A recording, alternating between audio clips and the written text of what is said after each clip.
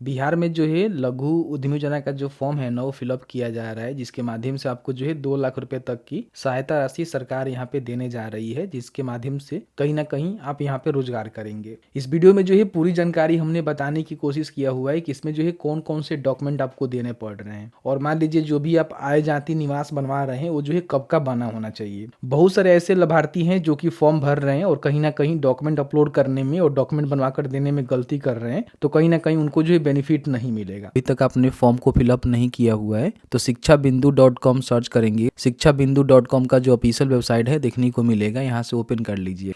इस तरह से आपको सर्च करना है तो आपके सामने ये वाला जो लिंक है ना देखने को मिलेगा। ठीक है, यहाँ पे सभी जानकारी को पढ़ सकते हैं और ध्यान रखिएगा 5 मार्च 2025 से पहले अपना जो फॉर्म है वो भर लीजिएगा। ठीक है, नीचे जाने के बाद यहाँ पे अप्लाई ऑनलाइन का जो है लिंक मिलेगा, जिस पे क्लिक करके यहाँ से अपना जो रजिस्ट्रेशन वगैरह हो रहा है करके फॉर्म को भर सकते हैं। सबसे पहले अपना जो भी प्रोफाइल फोटो है ना वो आपको अपलोड करना है, जो कि लाइव कैमरा के माध्यम से आपको क्लिक करना होता है। मैनुअल जो फोटो है उसको अपलोड नहीं कर सकते हैं, ध्यान रखिएगा। तो इजीली आप यहाँ पे क्लिक कर लीजिएगा, अपलोड हो जाता है। यहाँ पे जो भी आपका उम्र है ना, जैसे कि मान लीजिए आपका उम्र जो 18 से लेकर 50 के बीच में होनी चाहिए स्कीम का बेनिफिट लेने के लिए, तो उसका जो है प्रमाण पत्र आपको देना होगा। तो इसमें कई सारे डॉक्यूमेंट है, जिसमें से एक डॉक्यूमेंट आपको कोई देना है। मैट्रिक का सर्टिफिकेट हो सकता है, अगर आपके पास है, पढ़े लिखे हैं तो दे सकते हैं। अगर आप पढ़े लिखे नहीं हैं, मैट्रिक का प्रमाण पत्र आपके पास नहीं है, तो आप चाहें तो अपना जो जन्म प्रमाण पत्र है वो आप दे सकते हैं, या फिर पैन कार्ड दे सकते हैं, या फिर आधार कार्ड दे सकते हैं। 4 डॉक्यूमेंट आपके पास है, किसी एक डॉक्यूमेंट को आप यहाँ पे देंगे। ठीक है, तो उसको यहाँ पे आपको अपलोड करना है। ध्यान रखिएगा, अगर आप आधार कार्ड दे रहे हैं तो आगे पीछे का जो फोटो कॉपी है करा लीजिएगा, और उस पर जो है सिग्नेचर करके, यानी कि जो भी सेल्फ अटेस्टेड होता है उसको करके आपको अपलोड करने की आवश्यकता है, गलती मत करिएगा। आवासीय प्रमाण पत्र जो कि आप आरटीपीएस से बनवा ही सकते हैं, जिसको निवास प्रमाण पत्र बोला जाता है। ध्यान रखिएगा, आपका जो निवास होनी चाहिए ना 1 साल के अंदर का बना होना चाहिए, यानी कि 24 का होनी चाहिए या फिर 25 का होनी चाहिए। 23 का होगा मत लगाइएगा, एप्लीकेबल नहीं होगा। इन बातों को विशेष रूप से ध्यान रखिएगा। ठीक है, यहाँ पे अपना पैन कार्ड देना है।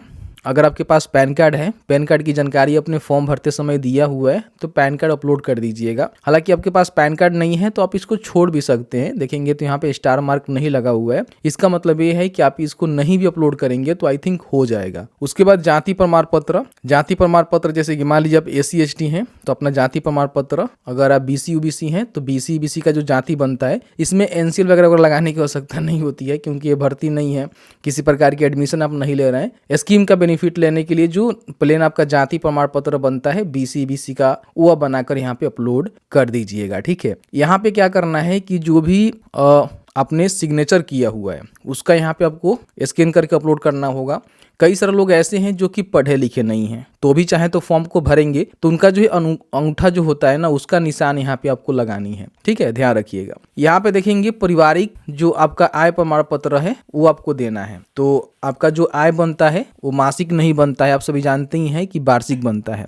तो 6,000 के हिसाब से 72,000 से अधिक आपका आय साल में नहीं होनी चाहिए, तो वो आय प्रमाण पत्र आपको अपलोड करना होगा, जो कि अंचल अधिकारी के समक्ष बना होना चाहिए, यानी कि RO जो होते हैं, रेवेन्यू ऑफिसर होते हैं, उनके समक्ष बना होना चाहिए।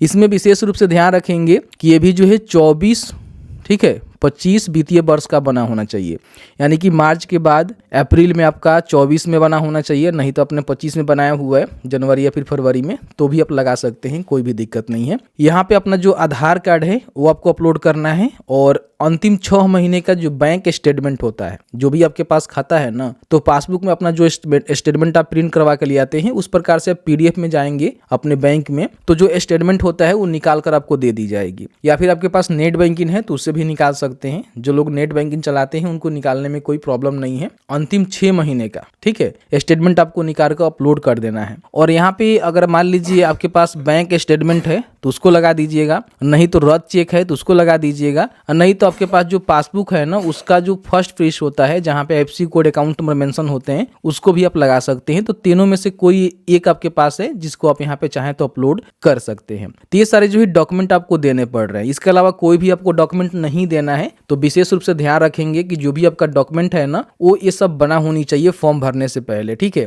तो जैसे कि आपने देखा कि मैंने जो ही पूरी जानकारी आपको बताया किस तरह से डॉक्यूमेंट आप आपको बनवाने हैं, कौन कौन से डॉक्यूमेंट जो आपको देने हैं। अगर आपके पास जो जाति प्रमाण पत्र है पुराना वाला भी है तो लगा सकते हैं, आरटीपीएस से बनवाया हुआ है, कोई भी दिक्कत नहीं है, क्योंकि जाति जो है जल्दी चेंज नहीं होता है, इसका कोई समय सीमा नहीं होता है। बाकी जो आपके पास आय प्रमाण पत्र है और साथ ही साथ जो निवास है वो जो है 24-25 वित्तीय वर्ष का बना होना चाहिए, यानी कि अप्रैल 2024 से लेकर 25 में कभी भी आपने बनवाया हुआ है तो वो एप्लीकेबल हो पाएगा। तो मैंने जो है पूरी जानकारी बताया। बाकी आपके मन में कोई भी सवाल है इस वीडियो से रिलेटेड तो आप हमें बता सकते हैं, जहां तक हमारी नॉलेज होगी हम आपको जरूर साझा करेंगे। वीडियो देखने के लिए बहुत बहुत धन्यवाद।